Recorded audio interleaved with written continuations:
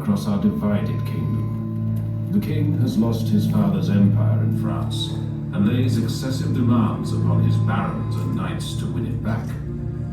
Little wonder many are now ready to defy their lord and king. The dark clouds of civil war loom. The very power of the throne of England is at stake.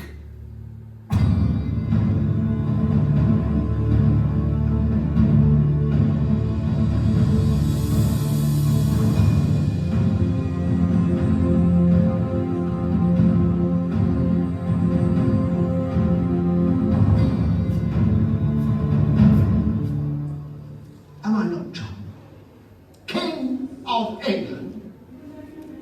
It is not for those placed below me to question my actions. They owe their land, their power, and their wealth to me.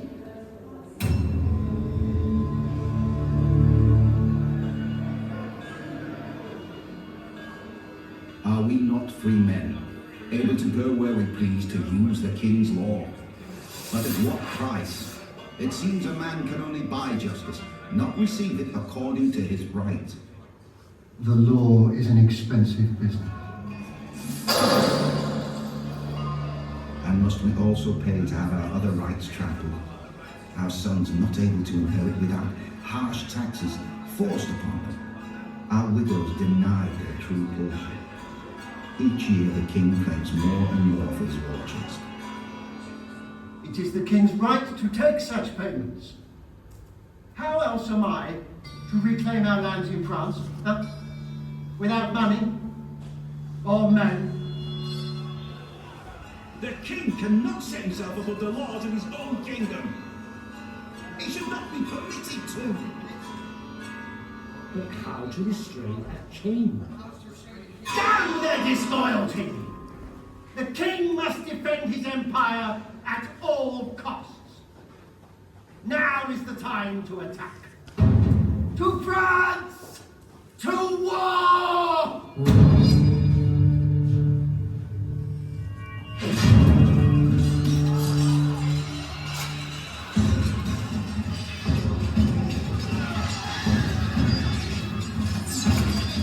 Defeat in France has proved to be the breaking point. The barons and knights are in open rebellion. But they do not seek to overthrow the king. Instead, they call for a new guarantee of their rights. King John's most trusted advisor, William Marshal, can see the king must negotiate.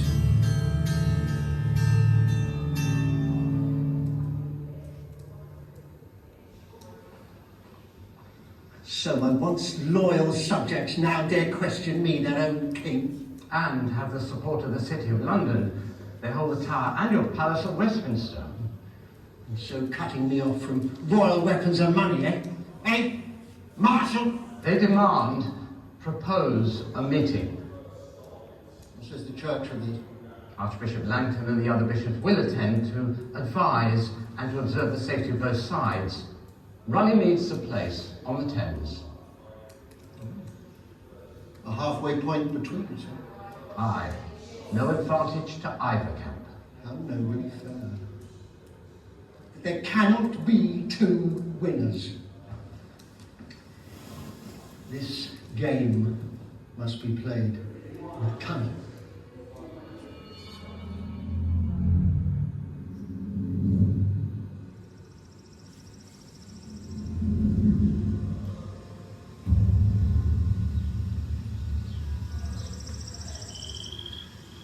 In the meadow of Runnymede has met, it seems, the whole of England. The king, his barons, knights, and other free men, and all the bishops to advise them.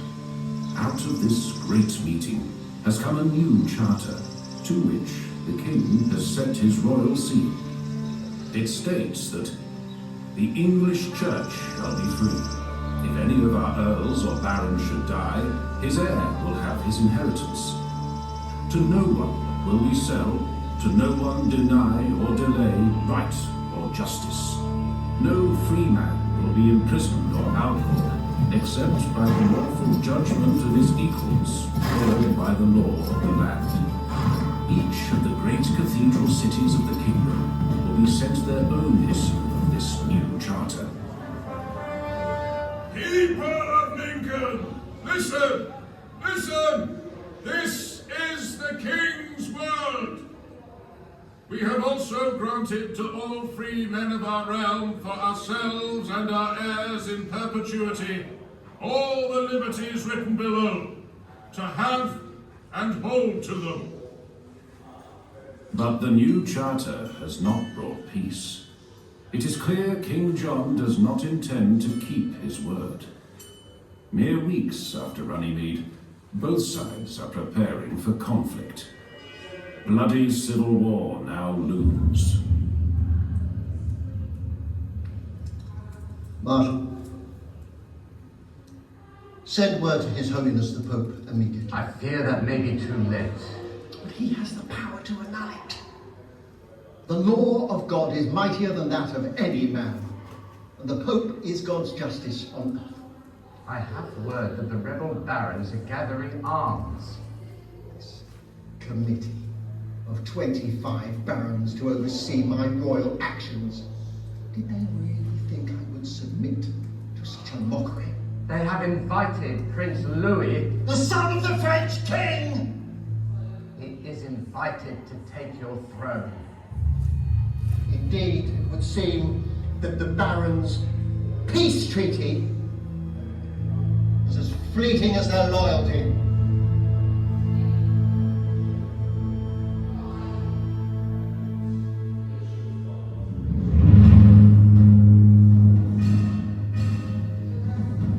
The land has been consumed by bitter fighting for nearly 2 years, and French forces have joined the rebels on English soil.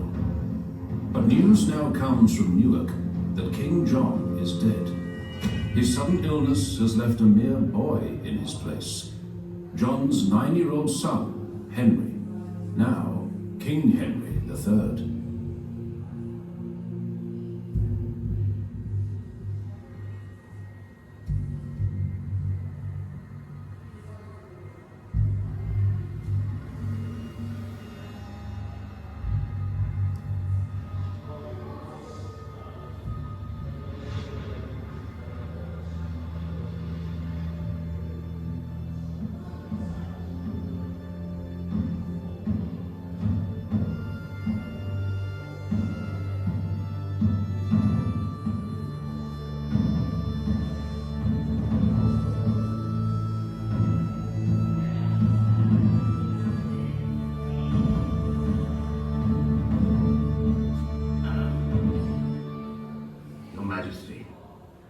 Perhaps you might consider issuing a charter upon your coronation as a sign you intend to rule fairly and to win the rebel baron's loyalty away from Prince Louis of France. If that is your advice. I remember how well you served my father. And I will serve your majesty in good faith, whilst I have the strength. To be most effective, the charter could revive the agreement from Runnymede. Over which so much blood has already been spilled. Yet, it will end the horrors of this war. Wise words, your majesty. But first, we must rid our shores of the French invaders. The rebel army marches to join its allies at Lincoln.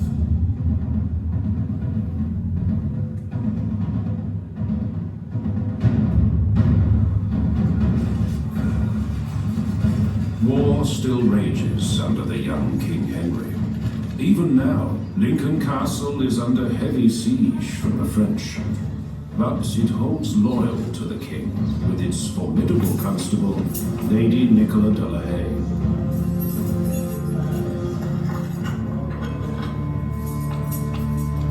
To the east wall, secure the gate. Not to the battlements, make haste! Send an envoy to the postern gate. A marshal of the king's forces arrived to relieve us. The castle holds. Lincoln holds for the king.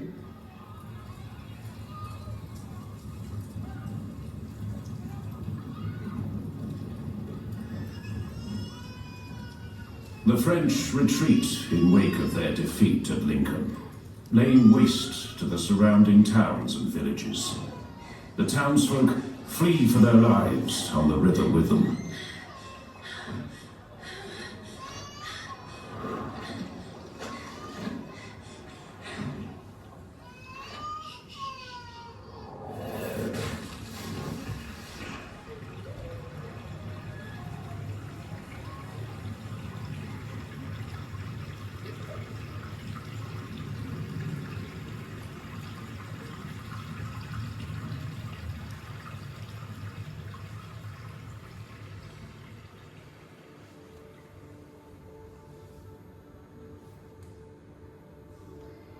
With England finally at peace, King Henry promises a new beginning and marks it by issuing 2 charters.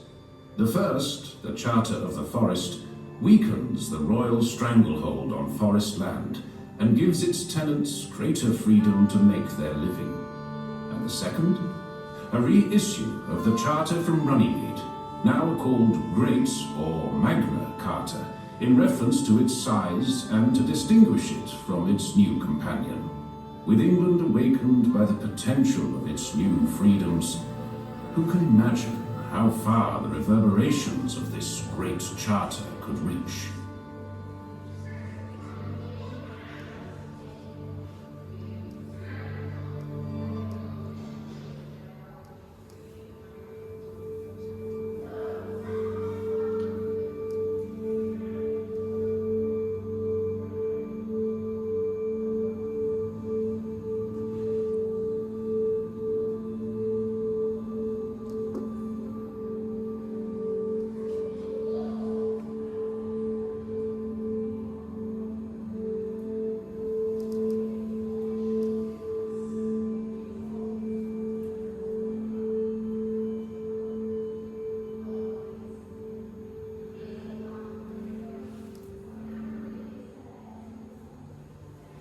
So, what's the big deal about Magna Carta? Why are the roots of modern freedoms and rights often traced back to it? And how can an 800-year-old piece of parchment in Latin be relevant to you today? Well, if you were accused of a serious crime in this country, you'd expect a fair trial by jury, wouldn't you? And you wouldn't expect to be arrested on the say-so of the king or queen. You have Magna Carta to thank for that. In fact, 4 of the clauses which King John agreed to in Magna Carta are still in force today. But its importance lies in much more than its details. It planted a seed, out of which grew a quite radical idea. Let's go back to the beginning. As a foundation for freedom and democracy, Magna Carta had a very shaky start. Firstly, it was a peace treaty, but it led almost immediately to civil war. King John didn't keep to the promises he made in the Charter, and his barons realised they couldn't hold him to them. Secondly, it was really intended to protect the property and wealth of only a small proportion of the king's subjects, the barons, knights, townsmen, and other free men of the kingdom. And yet, something quite new and radical had happened. Something powerful had been set free. An idea. The idea that the law bound a king as much as his subjects. It was such a strong idea that successive kings were sometimes forced to reissue Magna Carta, confirming their intention to rule within the law. King John's son, Henry III, issued in his own name what was set to become the definitive version in 1225. And Magna Carta held the potential for something else. It covered all free men, those who were free to use the king's law to protect their rights. However, it excluded the vast majority of the English population, the unfree, that is, most of the peasantry. But what if these peasants became free men? During the next 200 years, that's exactly what happened. The Black Death and other great upheavals were transforming society. In 1381, peasants across the land rose up in a great revolt against the king, demanding freedom through their very own charter.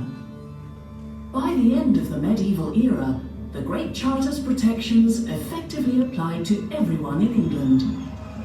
Magna Carta was now so firmly rooted in the country's political landscape that when another king, Charles I, tried to claim a divine right to ignore the earthly laws which bound him, his subjects understood that the legacy of Magna Carta was in danger. Many of those alarmed by the king's challenge saw this great document as a symbol of the ancient rights and liberties to which the monarch had to agree. Some radical thinkers even argued that Magna Carta gave Parliament the right to limit the power of the monarch. Rather than submit to any limits on his power, King Charles I went to war against his opponents. He lost, and the victorious Parliament agreed that such a king acting above the law as he had must be cut down to size. Magna Carta had now grown far beyond the concerns of medieval barons. It had become an important symbol which stood for the limits of a king or a queen's power. It inspired the 1689 Bill of Rights, and also established once and for all that a monarch could not act without parliamentary consent. So it's no surprise that its spirit crossed the Atlantic with English colonists seeking new lives in the New World. Indeed, Magna Carta was also a potent symbol for the rebellious colonists of the American Revolution, who argued that King George III had denied them an elected voice to represent them in Parliament. The Charter's influence can still be read in the United States Constitution, as it can in the constitutions of many other countries around the world. So today, concepts of democracy, freedom, and equality under the law, even universal human rights, owe a great debt to Magna Carta. Its words, written some 8 centuries ago for a very different world, are the precious seeds of the rights and freedoms we take for granted today. And that's the big deal about Magna Carta, and that's what makes this ancient document worth protecting.